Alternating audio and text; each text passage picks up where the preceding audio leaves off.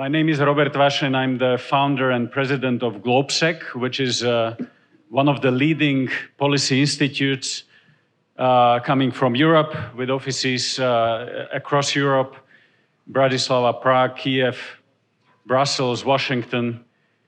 And I have a great pleasure to welcome all of you here, because we have a great panel with the topic Versus and Wars, Navigating Hybrid Theaters.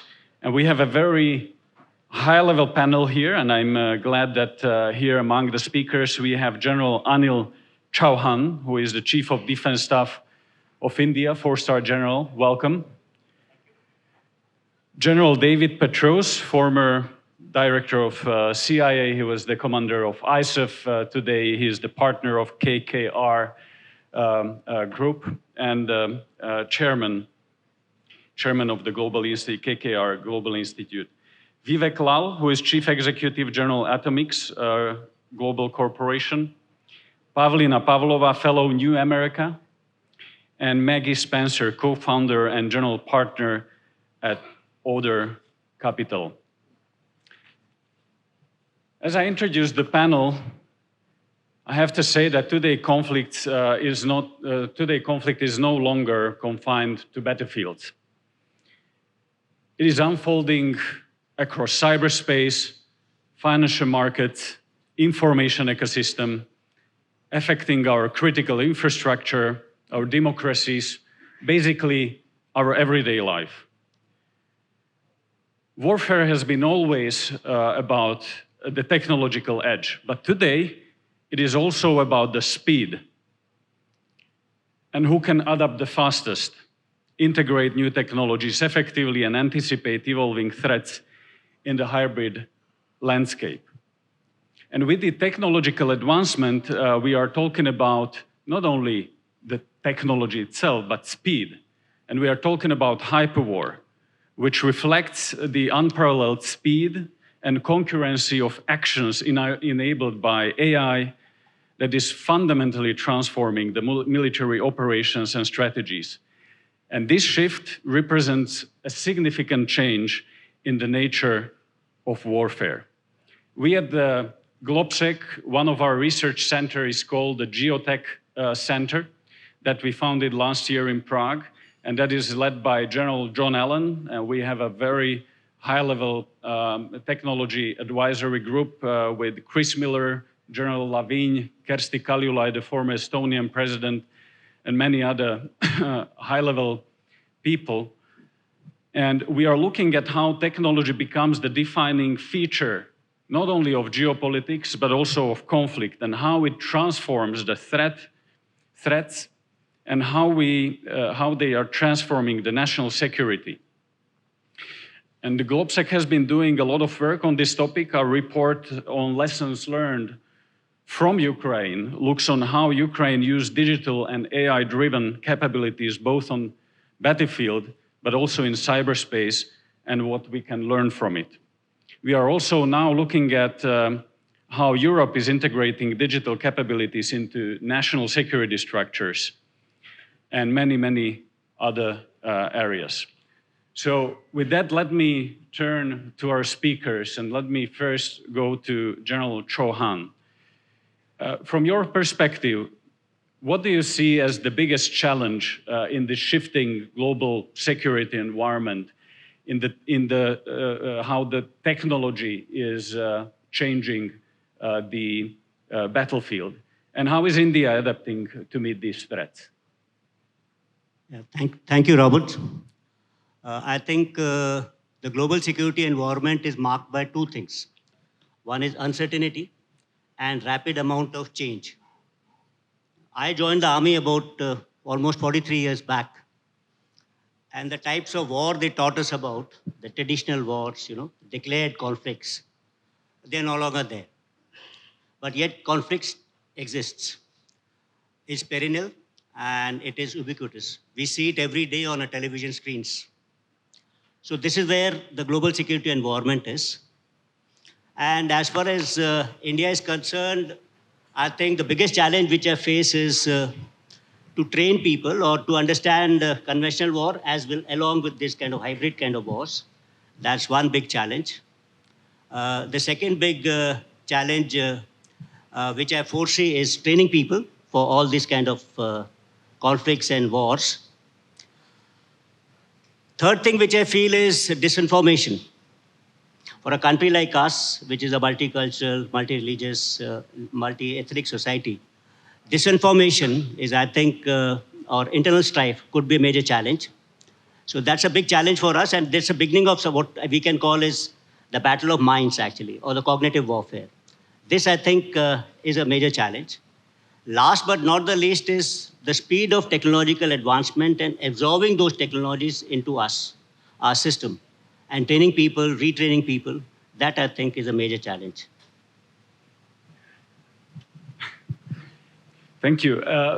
Can I just follow up with a question? Because also India has faced hybrid threats from both state and non-state actors. What lessons would you draw from your experience in countering asymmetric warfare?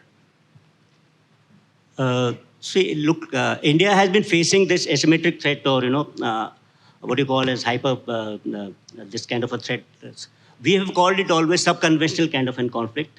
We invented this particular term much before West invented terms like global war on terror or asymmetric warfare or fourth generation warfare, or now hyper conflicts.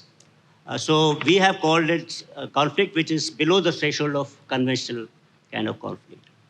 And as far as the lessons are concerned, I think the biggest lesson is that there is no substitute for boots on grounds. Technology can only be an enabler, but it cannot replace people. I think that's very important. Second important lesson is about shaping of the combat zone, actually. In conventional conflicts, you shape the battlefield with fire, actually. Over here, we are looking at shaping of the mindscape, not the landscape. So the battle of the minds becomes important as far as hybrid warfare is concerned. The third important lesson is about intelligence. That's intelligence is important, both human as well as technical intelligence. And we're not talking about the combat zone, but area around the combat zone also. This would be important. In such kind of an warfare, hybrid warfare, I think we should also look at close collaboration between the state government and the local police. So it's a kind of an whole of government approach which is able to look at such kind of an warfare. This, I think, would be major lessons what India has learned in its battle against, subconventional conflicts. Thank you. Let me move to General Petraeus. Hybrid warfare is not a new phenomenon. It has evolved over decades, blending conventional force and unconventional tactics. And few people understand it better than General David Petraeus. So, given all your experience and what you've seen in Ukraine, for example, in the latest conflict, what lessons can we draw from this conflict for our own armed forces? Are we quick enough to adapt to the changing environment? No, we're not. In fact, I was joking with the CEO of General Atomics earlier, whose firm did such a spectacular job during the surge in Iraq and the campaign in Afghanistan, both of which I was privileged to command, but in providing cutting-edge unmanned systems, the Predator, the Reaper, and so forth. But the only reason we transformed rapidly was because we were losing the war in Iraq. And you had a forceful Secretary of Defense, and we approached it in a way that I will then use to illustrate what we need to do in the future right now. But I want to just revisit where we were in 2006. I had just completed a 3-star tour in Iraq. I'd already done a 2-star tour. I knew I was going to go back as a 4-star. There's an acronym in the US Army called DOTLM-PF. And if you follow that, it really helps you make institutional change. You have to have doctrine. We didn't even have a counterinsurgency field manual 3 years into those 2 wars. We wrote one faster than it's ever been done before in less than a year. So now you have the concepts, the doctrine, the intellectual foundation for the operations you're carrying out. You have to change the organizational structure, the O. You have to change your training. We were still, believe it or not, training for conventional armored warfare at the National Training Center when we looked at that and overhauled all of that. Leader development. I was in charge of all of the commissioned, non-commissioned warrant officer training in the entire U.S. Army, all the 16 different schools and centers. We overhauled all of that, so we actually prepared our commissioned, non-commissioned warrant officer leaders for what it was they were actually going to do instead of what it was we were preparing to do during the Cold War. You have to do personnel. You need certain types of personnel that are different, and that's particularly true right now. There's materiel. So again, DOTLM, M, you have to overhaul. We didn't even have V-shaped hull wheeled vehicles yet, even though improvised explosive devices were blowing the bottoms out of the flat bottoms, and I've been asking for them. We actually bought them for the Iraqi security forces when I was a 3-star in Iraq before we bought them for the US Army itself. And then finally, facilities that enable you to do all of this training and material and so forth. So if you follow that process, it's a pretty good approach.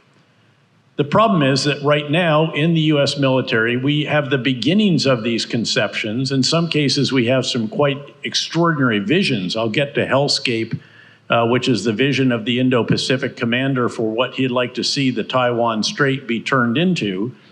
But we haven't yet really solidified that. We haven't changed our structures enough. We haven't overhauled the training. Leader development, not yet sufficient, and all the rest of this, much less materiel. In fact, we have a legacy procurement system in the United States military. This is overly simplistic, but it essentially produces yesterday's technology for tomorrow's wars. It's such a sluggish, slow, litigious process. Global Atomics knows this. They'd love to see this sped up, but if we don't drive it from the Pentagon, and it's really the Pentagon and the Congress that has to do this, you can't have the agility that you need. Now, fast forward to Ukraine. I've been there 5 times just since 2022 alone, just there 3 or 4 weeks ago. Every time the progress is incredible. Of course, they're fighting for their survival. This is their war of independence, and they are acting like it. So they have a procurement system that is actually producing tomorrow's technology for today's wars. You go to visit the unmanned system, you know, they're one of the first countries that has not only an Army, Navy, Air Force, it has an unmanned systems force. And it's not just aerial systems, which are incredible. They produced 1.5 million unmanned aerial systems last year alone. Their design, their manufacture, and their employment of all different types, everything from thousands of suicide drones that they throw at the Russians on the front lines every day to out and back, get 12, 15 missions before they get shot down, the longer range ones going after the Russian refineries and energy storage locations and so forth. But how does a country which has no navy, as we would know it, ships at sea, how does it sink 1/3 of the Russian Black Sea Fleet? With aerial drones that it designed, manufactured, and employs to find the ships, and their maritime drones that actually sink them. The last trip I was there 4 weeks ago, Brave One put together this incredible exposition of hundreds of unmanned systems companies, startups, and all the rest of that. And there are even more than that in Ukraine. And it's not just limited, again, to air or maritime. There's also ground systems now. There are remotely controlled vehicles. Much of their logistics back and forth to the front lines is actually remotely controlled because those locations, this frontline area is so lethal on either side. By the way, aircraft there's no close air support as we would have understood it in the past. The close air support is the unmanned systems that they're throwing at each other. And again, a very, very lethal space with electronic warfare, kinetic air defense, and ballistic missile defense, and so forth as well. And we need to learn much more rapidly from that if we're to deter, because of course what we want to do is ensure that a potential adversary recognizes that we have the means and also the willingness to use those means in certain conditions. And that's what we want to do. So now if we look at, for example, the idea of Hellscape, this is all out there. There was an interview with the Indo-Pacific commander not long after he took command. He was previously the Pacific Fleet commander, so he knows that area well, which laid out in his terms, he wanted to turn the Taiwan Strait into a hellscape. Incomparable numbers of unmanned systems under the sea, on the sea, in the air, on the ground, and increasingly not remotely piloted, but actually algorithmically piloted. And AI constantly helping them learn and update and all the rest of that, and AI helping to develop the algorithm and actually instructs the machine on what to do. The problem is that we haven't yet done all the doctrine, organizational change, overhaul of training, leader development, et cetera, to enable that, much less actually accelerated the material acquisition process to be remotely like what it is that the Ukrainians are doing, who are on the bleeding edge of this kind of technology, who are iterating on a weekly basis, not just software, which is relatively easy, but with hardware in response to what the Russians are doing to try to blow them out of the sky, jam their link to GPS or to command and control, and so on. So that's what we need to do. We need to have a much greater pace than that. And if I could use the Doge, you know, these are the efficiency experts under Elon Musk, I would focus them first and foremost on the procurement system in which the military-industrial congressional complex, every element, has vested interests in the legacy systems, legacy processes, legacy basing arrangements, legacy maintenance contracts, and sweep all that away and take huge lessons from what's going on in Ukraine, where they have responded in a way that is just unequaled anywhere else in the world. General, let me pose a follow-up question, because you have opened several very important points. But one of them is the speed of innovation, and I've been to Ukraine several times, and the level of innovation and creativity is immense, and you can really see that if a country is under pressure, you can innovate much faster. and we did when we were losing the Iraq War. I mean, that's exactly why all of a sudden I could finally get stuff that I've been crying out for years as a 2-star, 3-star, with a very aggressive Secretary of Defense, a supportive Congress, John McCain, and a president whose legacy rested on Iraq. But what I see is that the small and medium-sized companies, not the big international primes, are faster in innovation and in adapting. So what we need to change a prime example. What we need to change. Well, I think the companies themselves have to change their approach. So if you look at Anduril's approach, they build software first and then the hardware. They use existing components and structures and materials and all the rest of that. They actually build manufacturing facilities before they have the contract for the actual manufacturing. It's a really radically different way of doing this, as opposed to competing for years for a contract. Then they down select. Now 2 are going against each other, then they pick the one, they get the contract, then they build the manufacturing facility, and so forth and so on. So we've got to go much more rapidly. Again, the key is the partnership between those who design, those who manufacture, and those who employ.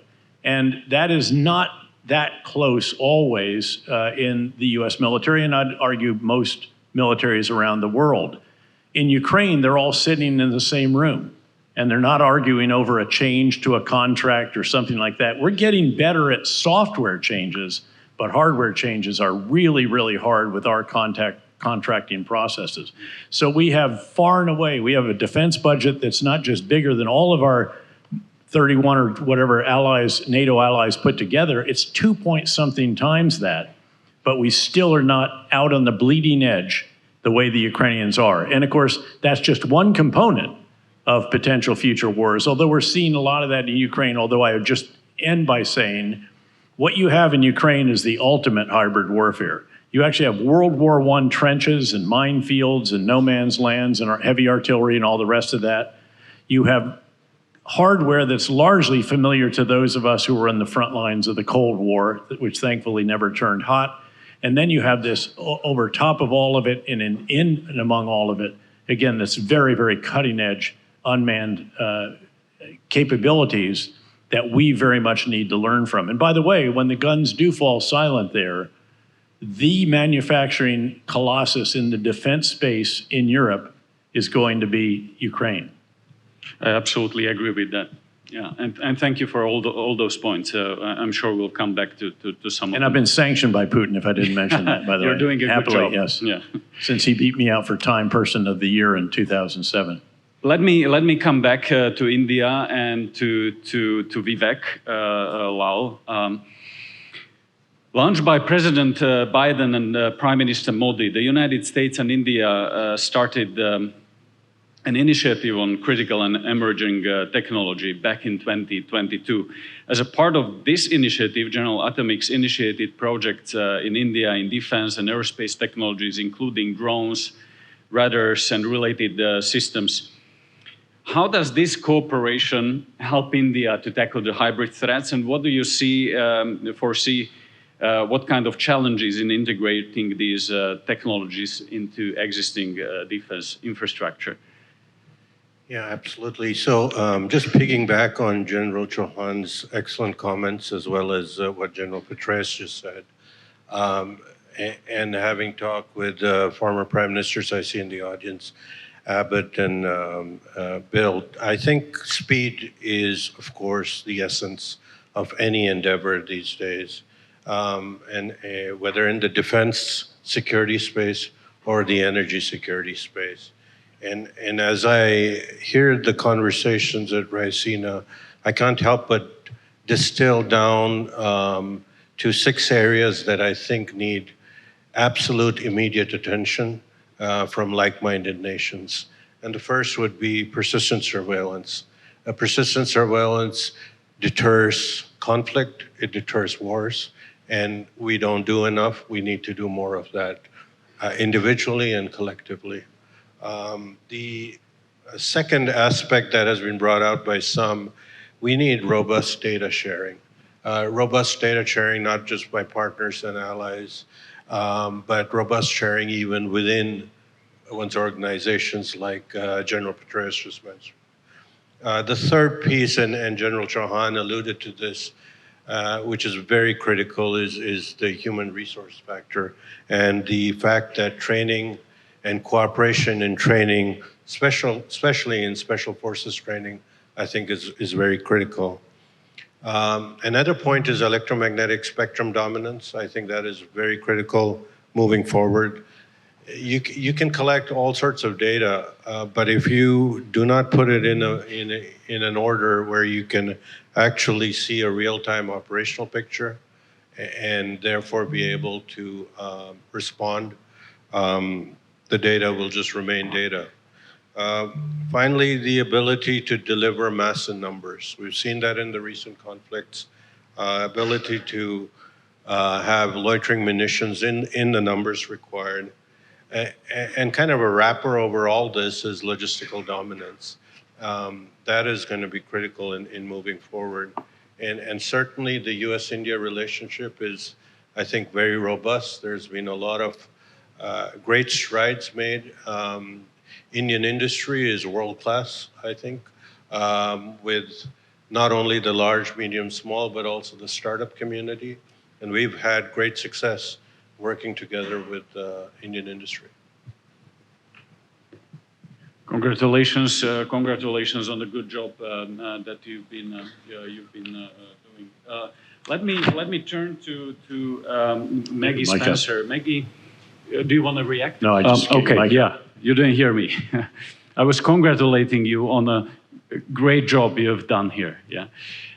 So let me turn to Maggie Spranger. Maggie, you have deep experience in investing in emerging technologies that shape global security. In today's hybrid threats landscape, where adversaries leverage AI, automation, and cyber tools, how has the changing relationship between government and private sector affected modern national security and defense strategy?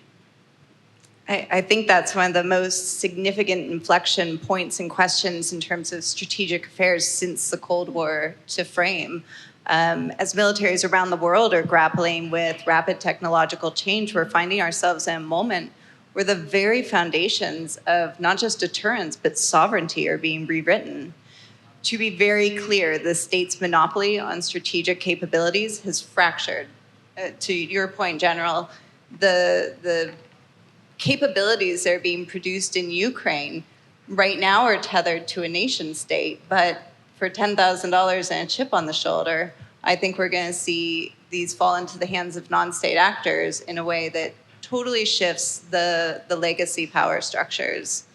The character of competition has changed. Today's threats are persistent, they're multi-domain, and they operate below traditional thresholds of armed conflict.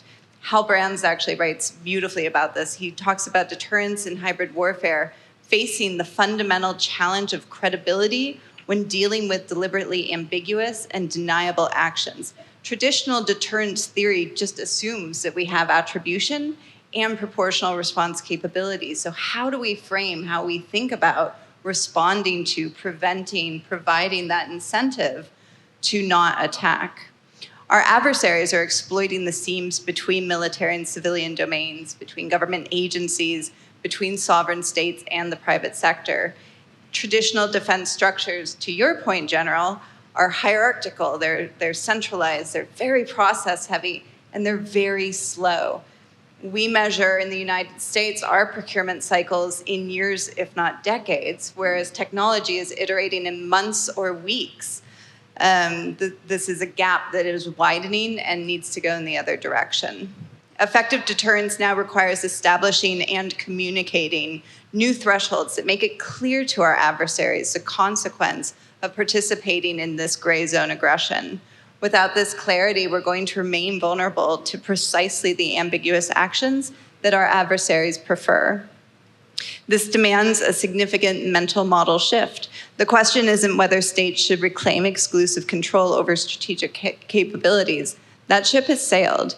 It's how governments should structure their relationship with the private sector to maintain effective sovereignty in this new paradigm. I'll frame it with three realities of our current environment.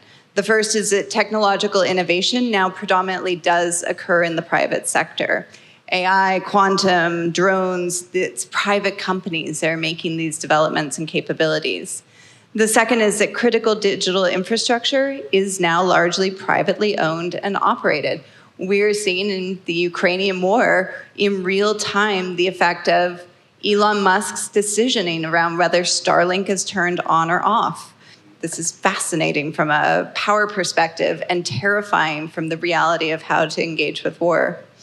Finally, the information flows now transcend traditional boundaries. Digital platforms can amplify or negate military effects. They shape public perceptions, and they mobilize populations all outside of traditional government control. These realities require a hybrid.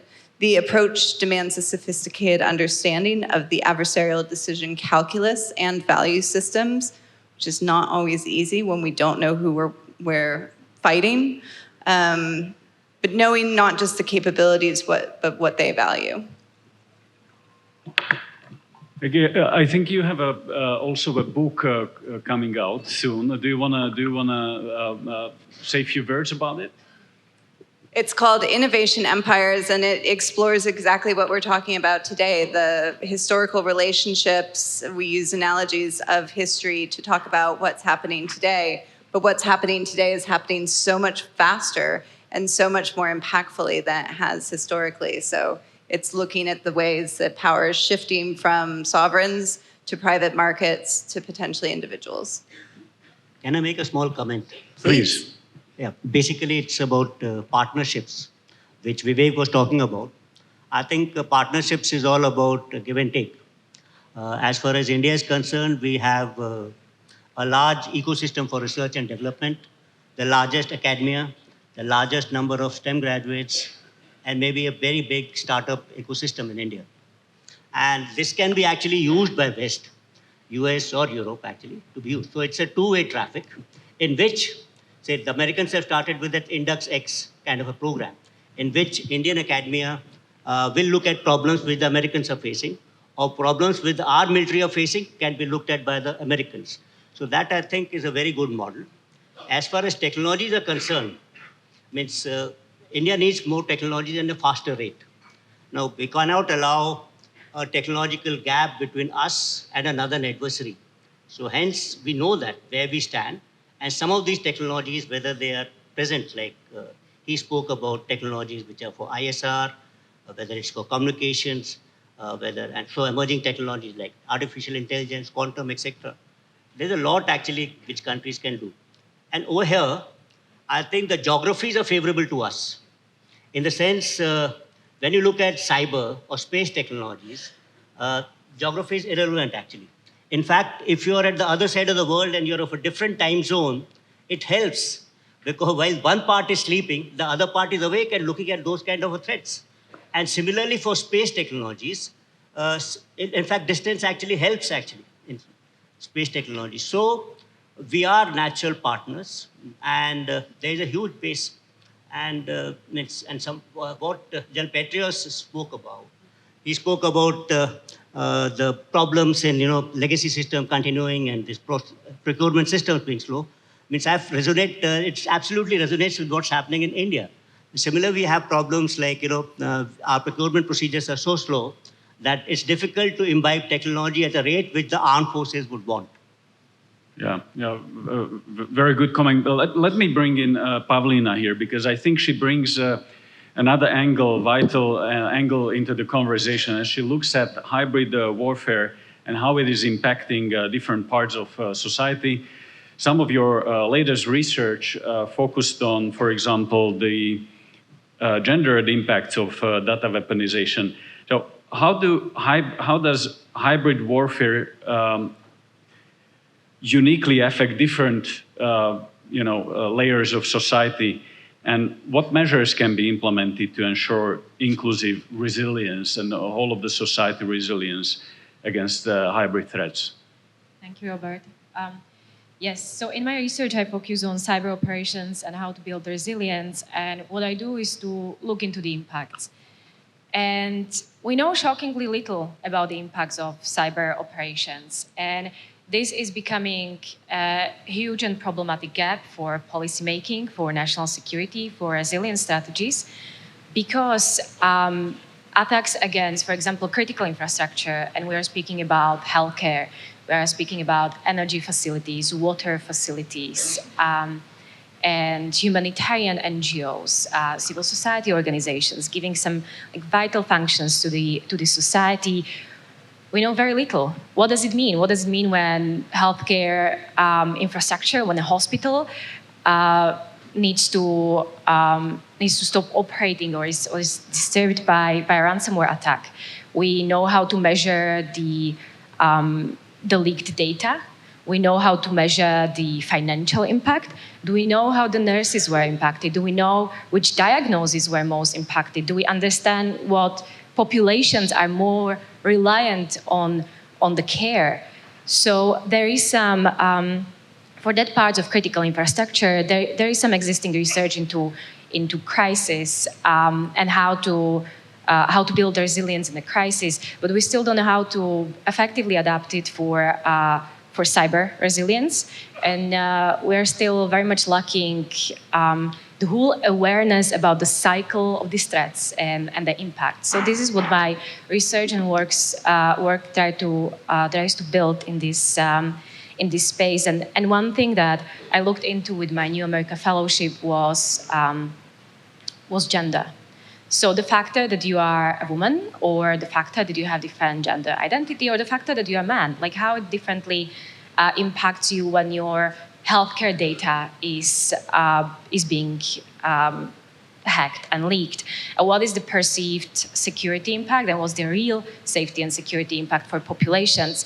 And why is it becoming increasingly important for cyber policy is that while we see complete negligence oftentimes in the critical infrastructure operations and how they protect the data, and especially like medical data, which are very interesting for cyber criminals to target, at the same time, we see those ransomware attacks especially becoming way more vicious.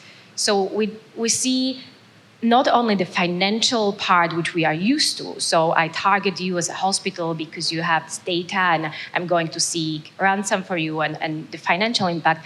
But because these proxies and cyber criminals operate from certain sanctuary countries, they're also in line with their foreign policy. And if they attack the adversarial countries and hospitals in those countries, they will be purposefully leaking those data, and they will be purposefully inflicting harm on the populations just because they can, and just because they try how it impacts the resilience of the country. And it's something like a death by 1,000 cuts. So you go through, you have every single year, you have increasing impact of ransomware attacks, increasing impact of data, and yet because it's happening in kind of distributed way, it's not yet acknowledged as a huge impact for national security and national security positioning. Thank you. I think all of you have spoken about the fact that today's security is really interconnected. And it's not about only traditional warfare. It's about cyber, about hybrid, about information warfare. And that leads to what I said at the beginning, is the hyper war, which combines the new technologies, the exponential development of new technologies, and at the speed that has been unprecedented, and that brings the technologies that we are using already in our civil life to the battlefield. So that changes completely the nature of the conflict. So with that said, all of you, I think, agree with one thing, is that technologies are critical, and to keep the technological supremacy in the battlefield is absolutely crucial. And here, private sector is the one who drives the change, who drives the innovation, and I think it's absolutely essential that governments and private entities work even closer than ever before, because private sector is a critical, absolutely critical part of our defense, more than ever before. And that's why I think we were used to say that states have hard power, they have soft power, but I think right now they have also what is called the technological power. And that needs to be part of every future thinking of our security and defense. And you want to react? And then I would like to open for questions. So if you have questions, just catch my eye. Yeah. Look, I think we've always had all of these elements have been part of this. I can assure you again that when I was privileged to command 2 different wars, that I wasn't just thinking about security. Security is the foundation. Without it, you can't do anything else. As was famously said in Vietnam by one of the iconic figures of that war, security may be 10% of the problem or 90% of the problem, whatever it is, it's the first 10% or the first 90%, but then you solidify security by what you do in all the other realms. And it includes all of it. I had actually 2 advertising agencies working for me. One is actually sort of a political campaign organization. The other was more of a media monitoring. And that was before you had the explosion of social media and all of the other new digital tools that are out there. We had all the economic tools. We rebuilt the entire oil infrastructure of Iraq. I monitored how many barrels were produced and how many were exported. We got all the electrical grid going again, the towers back up. We monitored the megawatts put on the grid. All of this has always been part of this. The difference is the speed, as you note. And again, that speed is about to take another step change because of artificial intelligence and what that enables you to do. And you're going to increasingly be having artificial intelligence enabled unmanned systems fighting other artificial intelligence, and not just again in the physical space, but also in cyberspace, the informational space, again, economics, diplomacy, and all the rest of that. And the question is, how do you organize all of that? How do you oversee the execution of all of that if you don't dramatically accelerate the processes that we have? You can't have a National Security Council meeting frequently enough to pull all of that together.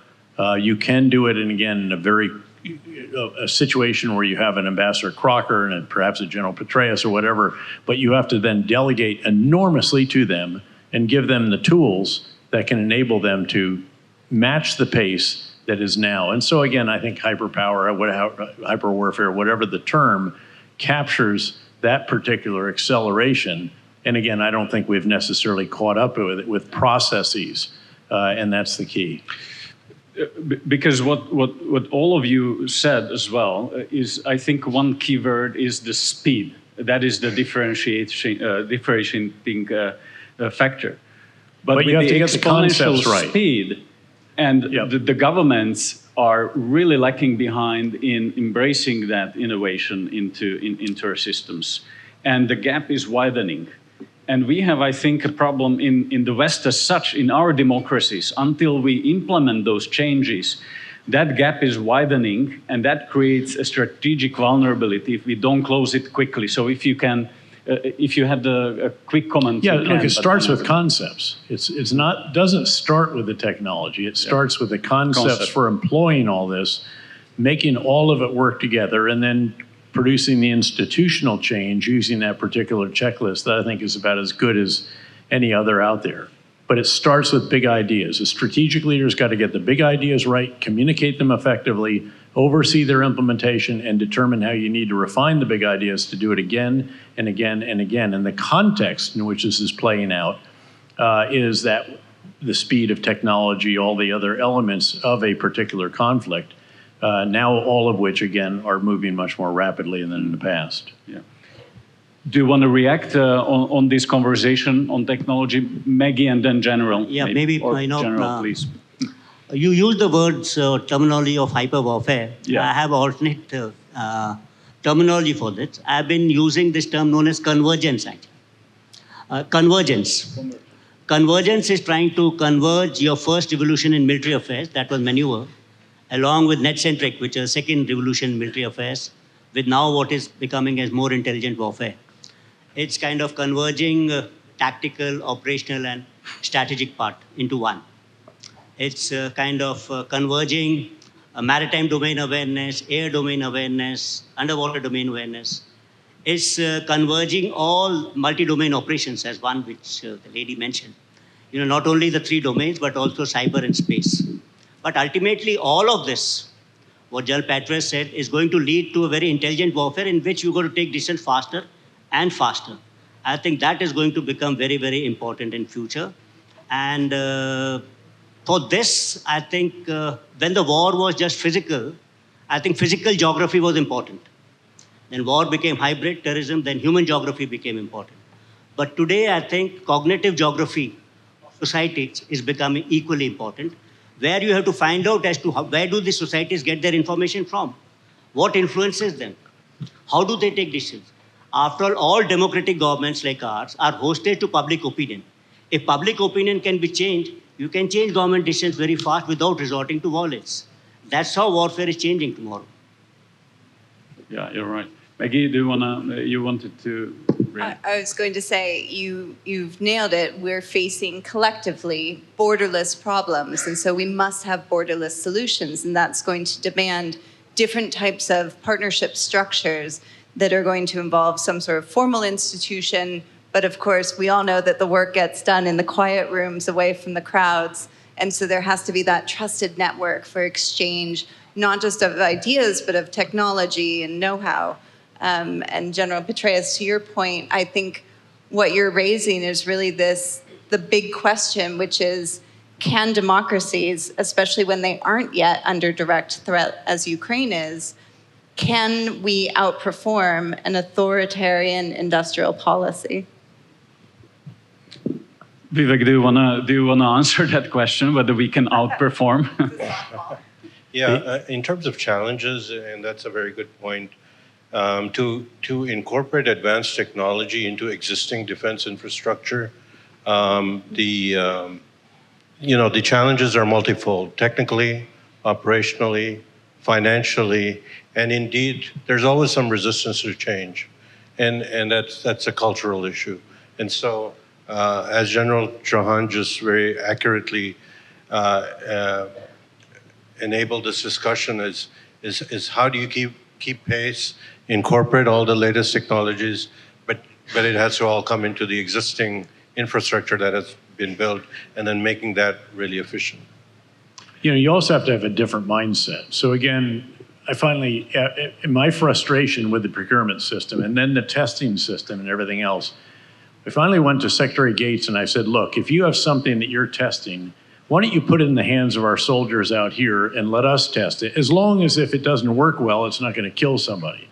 And then let the soldiers figure it out. And if they like it, we'll buy more. If they don't like it, we'll park it in the back of the combat outpost and let it rust.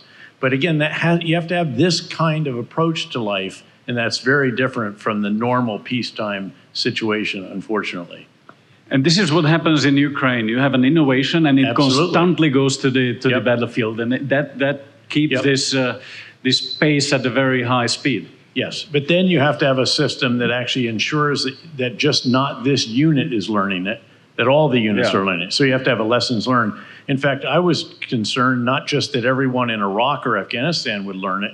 We need the rest of the big military back in the US to do it. So on my battle rhythm, there was 1 hour a month where I would get with the guy that was my successor in this job that I had as a 3-star, and would walk down, here are the doctrinal changes, all the way down that list, so that they can incorporate it into the overall system and drive change institutionally, not just out in select units or that particular battlefield.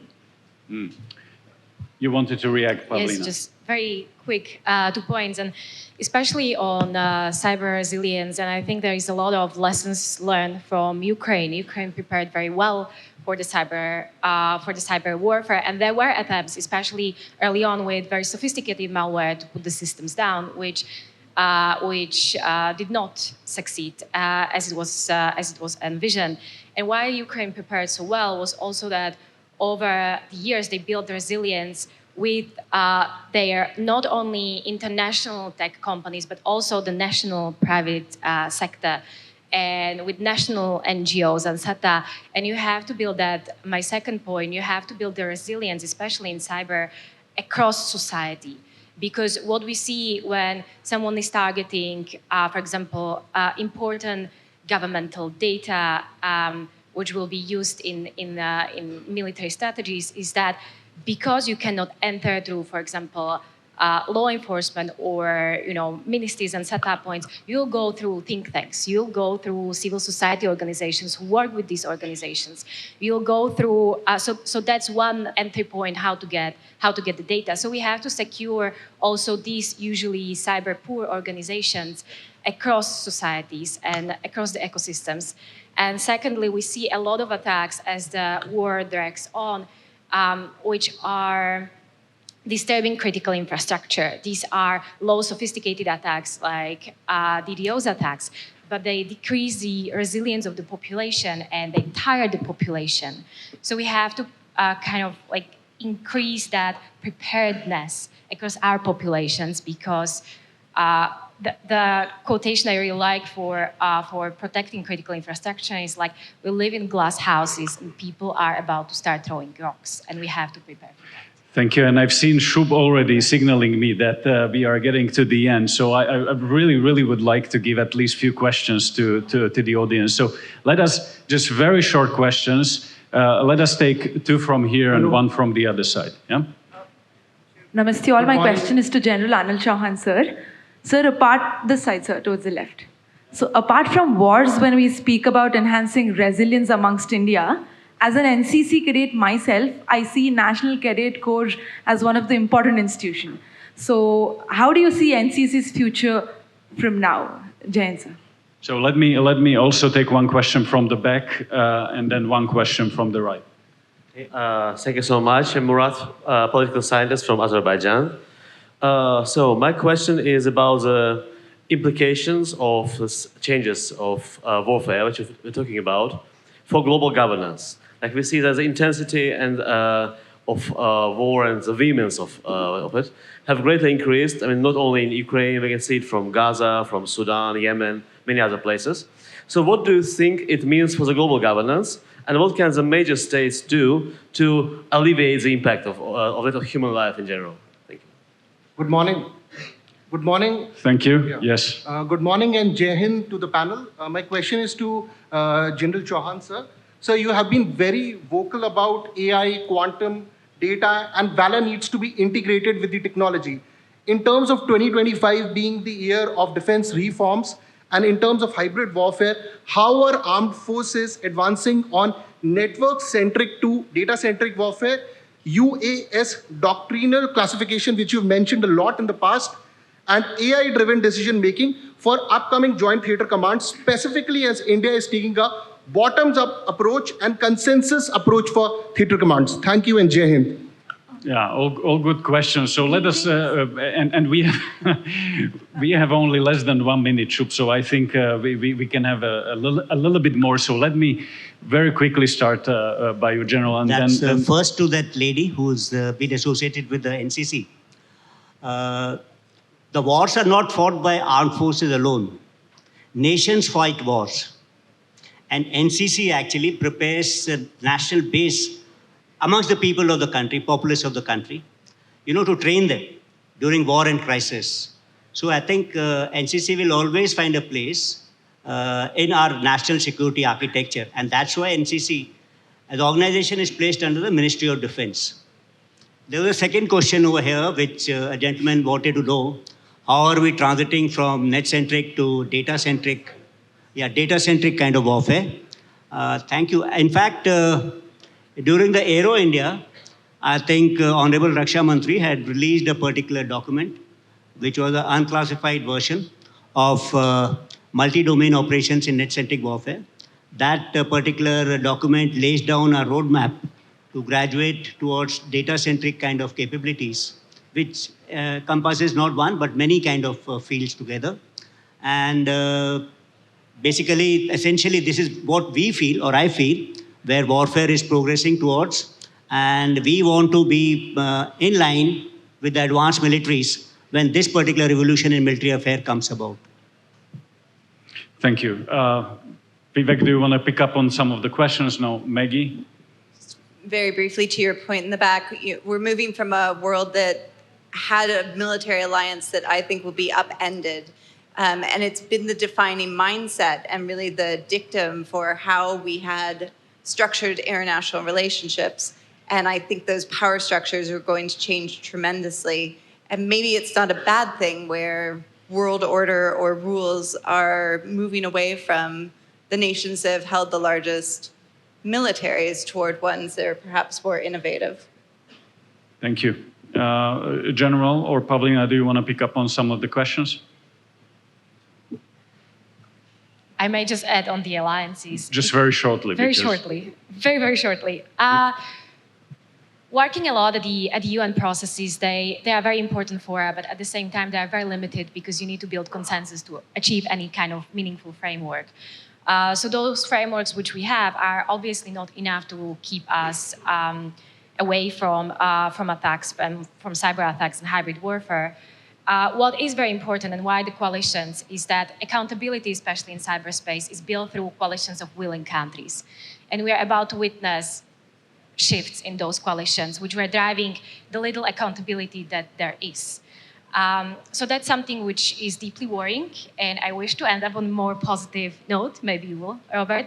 But it's something how, we take cyber away from kind of separated from geopolitics, but it all translates. So what we are seeing in foreign relations, what we are seeing in coalitions among the countries, we'll even more see in the cyber warfare. And I wish the coalitions of the willing countries driving accountability and rules-based order were getting stronger and not weaker. General, last words. Well, I just think we need to recognize the new realities, the new dynamics, new technologies much more clearly than we do, and then transform our forces and processes much, much more rapidly than we have been in the past.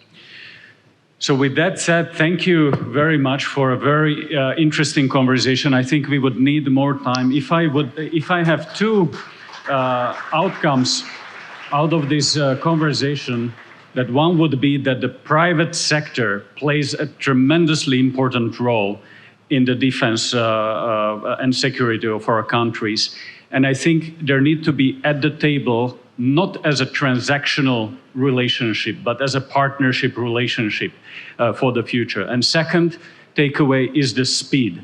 The speed is of essence, and we have to do much more to be able to embrace all of those changes that the new technology brings to us. Otherwise, non-state actors and some state actors will be faster and will be able to diminish our own security.